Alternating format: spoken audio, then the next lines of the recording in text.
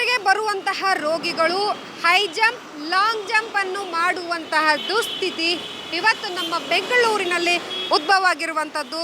ಇದೇನಪ್ಪ ಹೇಳ್ತಿದ್ದಾರೆ ಇವರು ಅಂತ ನಿಮಗೆ ಪ್ರಶ್ನೆ ಮೂಡಬಹುದು. ಎಸ್, ಒಂದು ಪ್ರತಿಷ್ಠಿತ ಆಸ್ಪತ್ರೆ.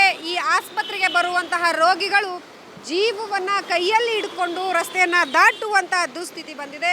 ನಿಜಕ್ಕೂ ಈಗ ಆರೋಗ್ಯ ಚೆನ್ನಾಗಿಲ್ಲದೆ ಇರೋರಲ್ಲ, ನಾನು ಸಹ ಜೀವವನ್ನು ಕೈಯಲ್ಲಿ ಹಿಡ್ಕೊಂಡು ನಿಲ್ಲುವಂತಹ ದುಸ್ಥಿತಿ ಇಲ್ಲಿ ಉದ್ಭವ ಆಗಿರುವಂಥದ್ದು.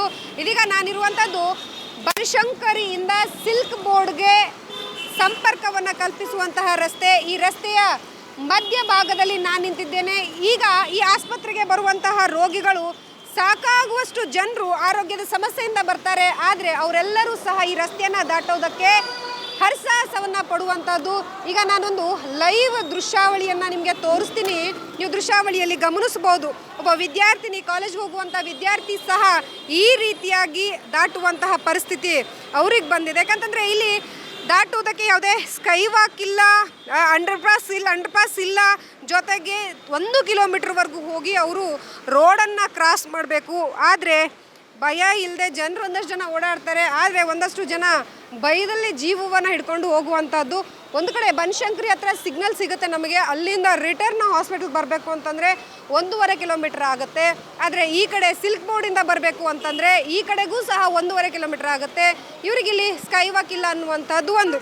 ಇನ್ನೊಂದು ನಾವಿಲ್ಲಿ ಮೇನ್ ಗಮನಿಸಬೇಕಾಗಿರುವಂತಹದ್ದು ಡಿವೈಡರ್ ಇಲ್ಲದೆ ಇರುವಂತಹದ್ದು. ಸೊ ಮುಂಚೆ ಇತ್ತು, ಅದನ್ನು ಈ ರೀತಿಯಾಗಿ ಹಾಕಿ ಅದನ್ನು ಎಲ್ಲವೂ ಸಂಪೂರ್ಣವಾಗಿ ಬಂದ್ ಮಾಡಿರುವಂಥದ್ದು. ಎಸ್, ಇನ್ನೊಂದು ಲೈವ್ ದೃಶ್ಯಾವಳಿ ನೀವು ನೋಡ್ಬೋದು, ಏಜ್ ಆಗಿರುವಂಥವ್ರು ಹೇಗೆ ಕ್ರಾಸ್ ಮಾಡ್ತಾರೆ ಅಂತ ಹೇಳಿ. ಸೊ ಅವ್ರಿಗೂ ಸಾಕಷ್ಟು ಸಮಸ್ಯೆಗಳಿರ್ತವೆ, ಹೆಲ್ತ್ ಪ್ರಾಬ್ಲಮ್ ಇರ್ತವೆ. ಅದರಲ್ಲೂ ಹಾಸ್ಪಿಟಲ್ಗೆ ಬರುವಂಥವ್ರು ಬಸ್ ಸ್ಟಾಪ್ಗೆ ಹೋಗಬೇಕು ಅಂತಂದರೆ ಇದೇ ದುಸ್ಥಿತಿ, ಇದೇ ಪರಿಸ್ಥಿತಿ, ಹಿಂಗೆ ಅವರು ದಾಟುವಂಥದ್ದು ನೋಡ್ಬೋದು ನೀವು. ಇಲ್ಲಿ ಒಂದು ಕಡೆ ಟ್ರಾಫಿಕ್ ಇದೆ, ಗಾಡಿಗಳು ನಿಂತಿದ್ದಾವೆ. ಆದರೆ ವೇಗವಾಗಿ ಗಾಡಿಗಳು ಬಂದರೆ ಯಾರು ಹೊಣೆ? ಅವರ ಜೀವಕ್ಕೆ ಯಾರು ರಕ್ಷಣೆ ಕೊಡ್ತಾರೆ?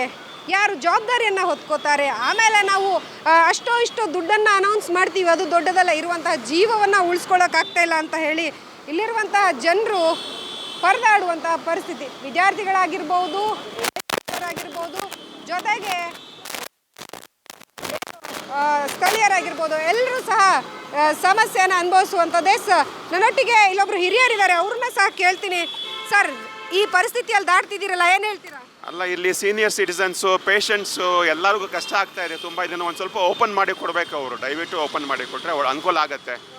ಈಗ ನೀವು ಏಜ್ ಆಗಿರೋರು, ಒಂದು ತಕ್ಕ ಮಟ್ಟಿಗೆ ಎಷ್ಟು ಪ್ರಾಬ್ಲಮ್ ಆಗುತ್ತೆ ಸರ್? ವೇಗವಾಗಿ ವೆಹಿಕಲ್ಸ್ ಬರ್ತವೆ. ಹೌದು, ನಾವು ಜಂಪ್ ಮಾಡಿ ಹೋಗಬೇಕಾಗತ್ತೆ, ಇಲ್ಲಾಂದರೆ ಭಾಳ ಬಳಸ್ಕೊಂಡು ಬರಬೇಕಾಗತ್ತೆ. ಅದರಿಂದ ಅನುಕೂಲ ಆಗುತ್ತೆ. ದಯವಿಟ್ಟು ಓಪನ್ ಮಾಡಿಕೊಡಿ. Thank you. ಎಸ್, ನೋಡಿದ್ರಲ್ಲ. ಸೊ ಈ ರೀತಿಯಾಗಿ ಇಲ್ಲಿರುವಂತಹ ಜನರು, ಸ್ಟೂಡೆಂಟ್ಸ್ ಸಹ ಪ್ರಾಬ್ಲಮ್ಸ್ನ ಅನುಭವಿಸ್ತಾ ಇದ್ದಾರೆ. ಎಸ್, ನಿಮಗೆ ಎಷ್ಟು ಪ್ರಾಬ್ಲಮ್ ಆಗ್ತಿದೆ ರೋಡ್ ಕ್ರಾಸ್ ಮಾಡೋದು? ಸಿದ್ಧಾಂಕ್ ರೋಡ್ ಕ್ರಾಸ್ ಬಹುತ್ ಪ್ರಾಬ್ಲಮ್, ಜಾಸ್ತಿ problem. Yellow line open, good, same.